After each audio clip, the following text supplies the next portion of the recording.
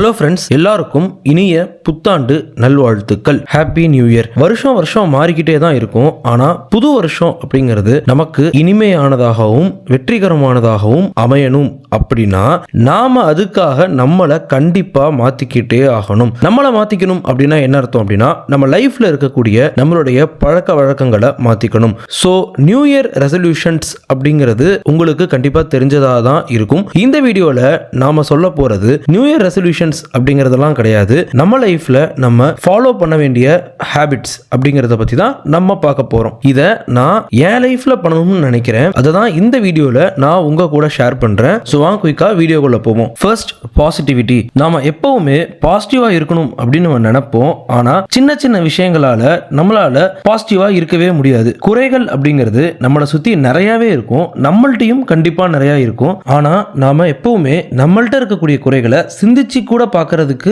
ரெடியா இல்லை அப்படிங்கறதா உண்மை. மற்றவங்கள்ட்ட ரொம்ப ஈஸியா நம்மளால குறைகள் அப்படிங்கறத கண்டுபிடித்திட முடியும். அதை அவங்கள்ட்ட சொல்லவும் முடியும். இந்த வருஷத்துல இருந்து யார்ட்டையும் எங்கேயும் எப்பவும் குறை சொல்லக்கூடாது, கம்ப்ளைண்ட் பண்ணக்கூடாது அப்படிங்கிற ஒரு முடிவை நாம எடுப்போம். எப்பவுமே எந்த இடத்திலையுமே எந்த சுச்சுவேஷன்லையுமே எந்த சூழ்நிலையிலையுமே நம்மளால என்ன பண்ண முடியும் அப்படிங்கிறத மட்டும்தான் நம்ம பார்க்கணும். அதை பத்தி மட்டும்தான் நம்ம சிந்திக்கணும், பேசணும். நம்ம லைஃபை கலர்ஃபுல்லா ஆக்கணும் அப்படின்னா கம்ப்ளைண்ட் பண்ணாம இருந்தாதான் முடியும் அப்படிங்கறத ஞாபகம் வச்சுக்கோங்க.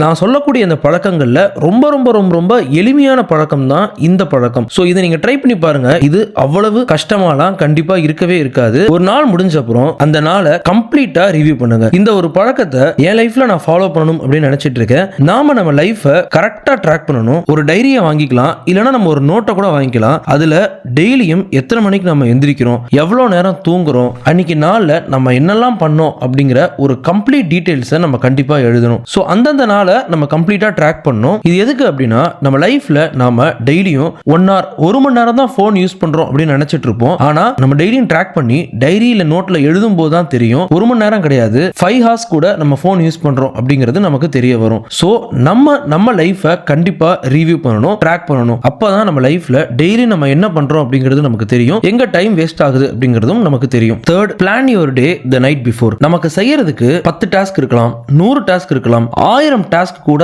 இருக்கலாம். ஆனா அதை நம்மளால செய்ய முடியும். பிளான் பண்ணுங்க. ஒவ்வொரு டாஸ்க்லயும் எது ஹார்டான டாஸ்க், எது ஈஸியான டாஸ்க், இதை எப்ப செய்யணும், அதை எப்ப செய்யணும் அப்படின்னு சொல்லி ஒரு கம்ப்ளீட்டான பிளான் அப்படிங்கறத போடுங்க. ஒவ்வொரு நாள்லயும் ஒவ்வொரு டேலையும் நமக்கு இருக்கக்கூடிய இந்த 24 ஹவர்ஸ்ல எந்த நேரத்துல என்ன பண்ணணும் அப்படிங்கிற ஒரு கம்ப்ளீட் பிளான் அப்படிங்கறத போடுங்க. இன்கேஸ் ஏதோ ஒரு டாஸ்க் நம்மளால செய்யணும் அப்படின்னு நினைச்சு அது மிஸ் ஆயிடுச்சு அப்படின்னா கூட கவலைப்படாதீங்க. அது எப்படி பெட்டரா அடுத்த நாள் முடிக்கிறது, இல்ல எப்ப முடிக்கிறது அப்படிங்கிற ஒரு பிளான் அப்படிங்கறத போடுங்க. அடுத்த நாள் என்ன பண்ணணும் அப்படிங்கிற ஒரு பிளான் இல்லாம அதுக்கு முதல் நாள் தூங்காதீங்க. இது ரொம்ப ரொம்ப ரொம்ப முக்கியமான ஒரு பழக்கம். மனம் போன போக்குக்கு நம்ம லைஃப் நம்ம வாழக்கூடாது. நாளைக்கு 2 ஜனவரி அப்படின்னா இன்னைக்கு நைட்டே நாளைக்கு என்னெல்லாம் பண்ணணும் அப்படிங்கிற ஒரு பிளான் அப்படிங்கறத பண்ணுங்க.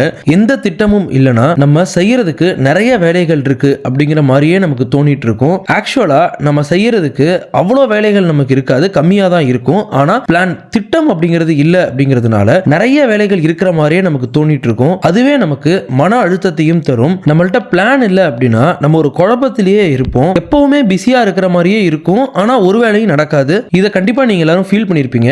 So plan yourself. முக்கியமா அடுத்த நாள் பிளானை முதல் நாள் நான் ஏற்கனவே சொன்ன மாதிரி ஒரு டைரியில நோட்டை எழுதி வச்சுக்கோங்க. சோ தட் அடுத்த நாள் முடிஞ்சதுக்கு அப்புறம் என்னெல்லாம் பண்ணிருக்கீங்க அப்படிங்கறத ரிவ்யூ பண்ணிக்கோங்க. சோ ரிவ்யூ பண்ணுங்க, திருப்பி பிளான் பண்ணுங்க, திருப்பி ரிவ்யூ பண்ணுங்க. இதை ரிப்பீட் பண்ணிட்டே இருங்க. ரொட்டீன். இத்தனை மணிக்கு எந்திரிக்கணும், இத்தனை மணிக்கு நம்ம தூங்கணும், இத்தனை மணிக்கு இதை பண்ணணும், இந்த வேலையை இத்தனை மணிக்கு நம்ம கரெக்டா பண்ணணும் அப்படின்னு டெய்லியும் கரெக்டா ஃபாலோ பண்றதுக்கு ஒரு ரொட்டீன் அப்படிங்கறத வச்சுக்கோங்க. ஸ்டார்டிங்ல இதை ஃபாலோ பண்றது அப்படிங்கிறது பயங்கர கஷ்டமா இருக்கலாம். அதுக்காக முயற்சியை கைவிட்டுறாதீங்க. டெய்லியும் ஷெட்யூல் போட்டு வாழணும். அதுல எந்த தவறும் இல்லவே இல்லை. இந்த வீடியோல நான் சொல்லியிருக்கக்கூடிய இந்த ஹேபிட்ஸ் ரொம்பவே முக்கியம். இந்த பயணத்துல நாம ஒரு சில நாட்கள் ஒரு சில தடவை தோத்தும் போகலாம். அதுக்காக நாம முயற்சியை கைவிட்டக்கூடாது. ஒரு சில நாட்கள் நம்ம நினைச்சது நடக்காம கூட போலாம். அதுக்காக நம்ம சோர்ந்துடக்கூடாது. தொடர்ச்சியா நம்ம முயற்சி பண்ணோம் அப்படின்னா வெற்றி நமதே. All the best.